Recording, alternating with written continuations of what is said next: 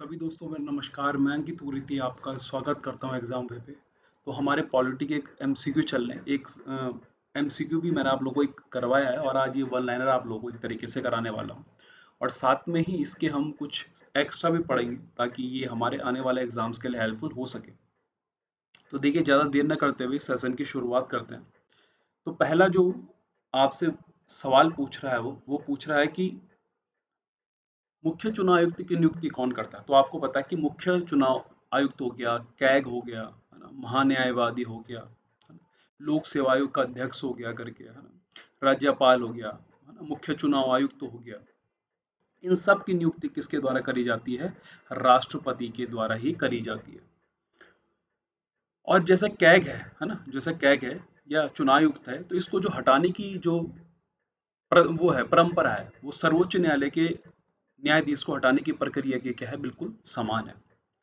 किसी विधेयक को धन विधेयक होने का अंतिम निर्णय कौन करता है? लोकसभा अध्यक्ष करता है, आपको पता ही है ना। जो धन विधेयक है हमारे 110 पे आता है और उसको जो है लोकसभा अध्यक्ष जो है ये बताता है कि ये धन विधेयक है या नहीं है। अब डॉक्टर बी आर अम्बेडकर ने किस मौलिक अधिकार को भारतीय संविधान का हृदय और आत्मा कहा? आपको पता है आर्टिकल 32, जिसमें कि हमारी 5 रिट या 5 समादेश आ जाते हैं, है ना, जो कि अलग अलग हैं, जहाँ पे आपका हर्बियस क्रॉप्स, परमादेश, उत्प्रेषण, है ना, ये सब जो हमारे 5 हैं रिट, ये इसमें आ जाती है, किसमें? आर्टिकल 32 में। और इसी को क्या गया, संविधान की आत्मा कहा गया। अगला देखिए, कंट्रोलर एंड ऑडिटर जनरल कब सेवा से निवृत्त होते हैं? तो नियुक्ति इनकी 6 वर्ष या 65 वर्ष में, मतलब 6 वर्ष हो जाए कंप्लीट या इनकी उम्र 65 साल हो जाए, ये क्या हो जाते हैं, निवृत्त हो जाते हैं। तो कैग जो आता है हमारा वो 148 से 151 आर्टिकल के बीच आता है ना, आपको पता ही है। और ये जो है जितनी भी मतलब वित्तीय जो चीजें होती हैं उनका क्या करता है, ऑडिट करता है। कौन? हमारा कंट्रोलर एंड ऑडिटर जनरल। मैंने आप लोगों को जब संस्थाएं पढ़ाया था तो उसमें मैंने चुनाव आयोग, ऑडिटर जनरल, कैग वगैरह सब कुछ आपको पूरी डिटेल में पढ़ाया है। तो जितनी भी संवैधानिक सांविधिक संस्थाएं हैं हमारे संविधान में, उन सब के बारे में मैंने आपको पढ़ाया है। तो आप लोग प्ले लिस्ट में जाकर के देख सकते हैं। भारत के संविधान के किस अनुच्छेद में अस्पृश्यता समाप्त करने का प्रावधान है? तो आपको पता अनुच्छेद क्या है, 17 है। समानता का अधिकार आता है 14 से 18 के बीच में, है ना, जिसमें कि 18 में आपको पता है कि उपाधियों का अंत है ना। वही 17 पे क्या है, अस्पृश्यता मतलब अनटचेबिलिटी को एंड करा गया है। वहीं अगर मैं बात करूं कि 15(6) और 16(6) में किसकी बात करी गई है, तो ये आपकी ईडब्ल्यूएस जो है, आपको पता है आर्थिक रूप से कमजोर उपवर्ग के लिए, है ना, जो 103वां अमेंडमेंट हुआ था उसके अंतर्गत ये आते हैं। इस सामाजिक बुराई को दूर करने के लिए शारदा एक्ट बनाया गया था, तो किसके लिए? बाल विवाह को समाप्त करने के लिए। संविधान सभा की प्रथम बैठक हुई थी कब? 9 दिसंबर 1946 को। कब हुई थी? 9 दिसंबर 1946 को। और इसकी जो दूसरी बैठक थी वो 13 दिसंबर को। तो आपको पता है कि जब प्रस्ताव रखा गया संविधान का, जवाहरलाल नेहरू के द्वारा उद्देश्य प्रस्ताव रखा गया, और सच्चिदानंद सिन्हा जो थे इसके क्या थे? अध्यक्ष थे। भारत के पहले उप प्रधानमंत्री कौन थे? सरदार वल्लभ भाई पटेल। कौन थे? सरदार वल्लभ भाई पटेल। किस मंत्री के विरुद्ध अविश्वास प्रस्ताव पारित हो जाने की स्थिति में क्या होता है?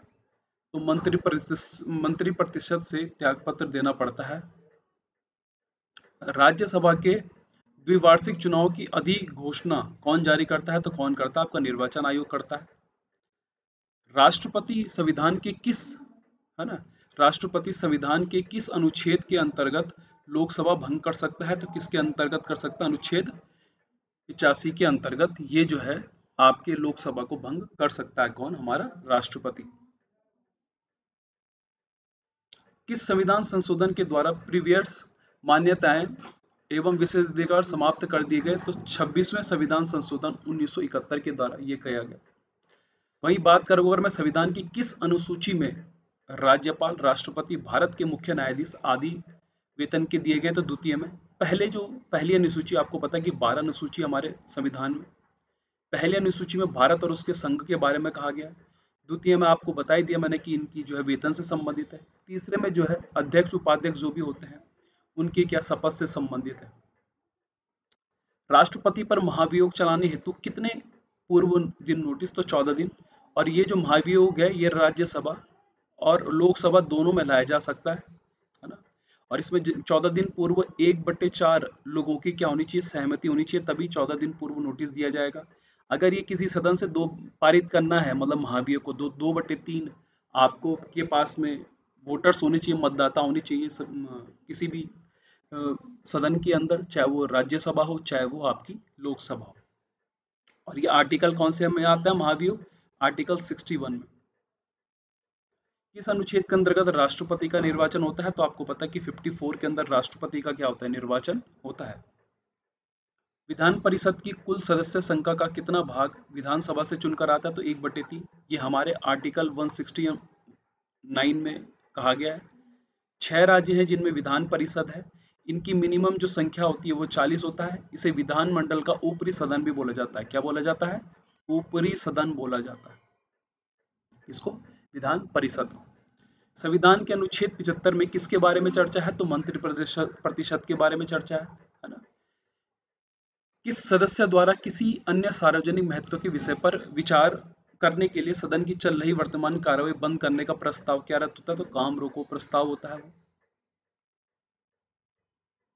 अगला है संविधान की 7वीं अनुसूची के अंतर्गत जो केंद्रीय सूची है उसमें कितने विषय हैं, तो कितने 97 है, थे 97 पर वर्तमान में क्या है 100 है। तो 100 किस में है भाई, संघ में, मतलब केंद्रीय में।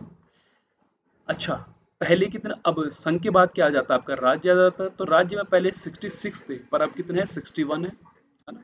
जो आपका 42वां संविधान संशोधन करा गया था, तो कुछ हेर फेर कर दी गई थी। और वहीं मैं कहूँ संवर्ती की, तो संवर्ती का मतलब होता है, देखो 7वीं अनुसूची में आती है संवर्ती, मतलब संघ और राज्य दोनों बना सकता है। और इसमें पहले 47 थे, लेकिन अब कितने हैं इसके पास में, 52 विषय हैं। अगला है पंचवर्षीय योजना का अनुमोदन, देखो राष्ट्रीय विकास परिषद करता था, 1952 अगस्त में इसकी स्थापना हुई थी। लेकिन जब योजना आयोग की समाप्त कर दिया गया, तो राष्ट्रीय विकास परिषद का कोई अपना औचित्य रहा नहीं। पंचायती राज प्रणाली किस पर आधारित है, तो आपको पता है पंचायती राज प्रणाली की बात करूं तो ये विकेंद्रीकरण पर आधारित है। ग्राम सभा, ग्राम पंचायत, है ना, सभा, पंचायत और जिला, है ना, ये आ जाता है। जो है ये तृतीय प्रणाली 1957 में बलवंत राय के द्वारा बताया गया था। पहला जो राज्य था वो राजस्थान का नागौर क्षेत्र पड़ता है, जिला पड़ता है, वहां हुआ था 2 अक्टूबर को ये जो है इसकी घोषणा हुई थी, है ना। अच्छा, फिर अगर मैं बात करूं आपसे कि पंचायती जो राज्य व्यवस्था कहाँ में, नागौर, उसके बाद में दूसरे पे आता है आंध्र प्रदेश। क्या आता है, आंध्र प्रदेश, है ना। आपको पता है कि 11वीं जो हमारी पड़ती है ना, इसमें जो 11वीं अनुसूची पड़ती है वो इसी से संबंधित है, हमारे पंचायती राज प्रणाली से। 73 अमेंडमेंट जो है हमारा, है ना, वो इसी से क्या है, संबंधित है। भारत के प्रथम लोकसभा उपाध्यक्ष कौन थे, अनंत सैनम अयंगर थे। शिक्षा पहले राज्य सूची के अंतर्गत आती थी कि संविधान संशोधन के अधिनियम के द्वारा इसे समवर्ती सूची में किया गया। तो 42वां संशोधन जो है बहुत इंपॉर्टेंट होता है ना, इसको छोटा संविधान भी बोला जाता है अगर मैं कहूँ आपसे। और ये हुआ था भाई कब, 1976 में। तो क्या हुआ देखिए, वन संपदा, है ना, शिक्षा और जनसंख्या, इन तीनों को जो है उठा करके किस में डाल दिया गया, समवर्ती सूची में डाल दिया गया था, है ना, कब, 42वें संविधान संशोधन के द्वारा। दूसरी चीज, 42वें संविधान के ही द्वारा ही धर्मनिरपेक्ष, है ना, समाजवादी, ये शब्द भी क्या जोड़े गए थे। दूसरी चीज, मौलिक कर्तव्य, 51 कॉम है, आपको पता है कि हमारे क्या है, मौलिक कर्तव्य है। इन मौलिक कर्तव्य को, जो कि 11 मौलिक, मतलब 10 जोड़े गए थे, 11वां आपको पता है कि 2002 में 86 अमेंडमेंट के द्वारा शिक्षा का जो अधिकार है उसको जोड़ा गया। तो 10 मौलिक कर्तव्य भी 42वें संविधान संशोधन के द्वारा जोड़े गए। और इन मौलिक कर्तव्य को स्वर्ण सिंह समिति बनी थी उस पर 1976 पे, उसके द्वारा ही इनको क्या इसमें रखा गया था। भारतीय संविधान के किस अनुच्छेद में मौलिक कर्तव्यों की चर्चा है, तो अभी मैंने कहा था अनुच्छेद 51 को में, किसके द्वारा, स्वर्ण सिंह समिति बनी थी, उसके द्वारा इनको ऐड करा गया। पहले 10 थे, 11वें वाले को जो 86 अमेंडमेंट था शिक्षा का 2000 में, उसके द्वारा इसको लागू कराया गया। संविधान के किस संशोधन के द्वारा अधिकार को मूल अधिकार की श्रेणी से निकाल करके क्या बना दिया, 44वें संशोधन बना दिया। अब ये 300 आर्टिकल 300 में आ जाता है हमारा कौन सा, ये हमारा संपत्ति का अधिकार, पहले ये मूल अधिकार था। स्वतंत्र भारत में राज्यसभा के प्रथम सभापति कौन थे? तो सर्वपल्ली राधाकृष्णन थे। स्वतंत्र भारत के प्रथम लोकसभा अध्यक्ष कौन थे? तो गणेश वासुदेव मावलंकर थे। जम्मू कश्मीर को संविधान के किस अनुच्छेद के अंतर्गत प्राप्त था? तो ये था भाई 370 के, पर इसे खत्म कर दिया गया था 2019 में। अभी अभी ये जो है यूनियन टेरिटरी है, ये और लद्दाख, है ना। अप्रत्याशित वही हो, मतलब आकस्मिक जो निधि होती है उसमें से हम अनफोर्सिन जो हमारे एक्सपेंडिचर्स होते हैं उसकी पूर्ति के लिए हम जो है राष्ट्रपति धन निकाल सकता है, और ये आता है आर्टिकल हमारे 267। तो ये कुछ सवाल थे आपके, है ना। सेशन ज़्यादा लंबा नहीं करा मैंने, और थोड़ी ज़्यादा एक्स्ट्रा चीज़ें नहीं, बस थोड़ी थोड़ी चीज़ें आपको इसके साथ समझा दी। उम्मीद करता हूँ कि आपको ये सेशन पसंद आया होगा, और यहाँ से आप अपनी तैयारी देख सकते हैं कि आप लोग जो पढ़ रहे हैं वो आपको याद हो रहा है कि नहीं हो रहा है। तो उम्मीद करता हूँ ये सेशन आपको पसंद आया होगा। आज के लिए इतना ही। धन्यवाद।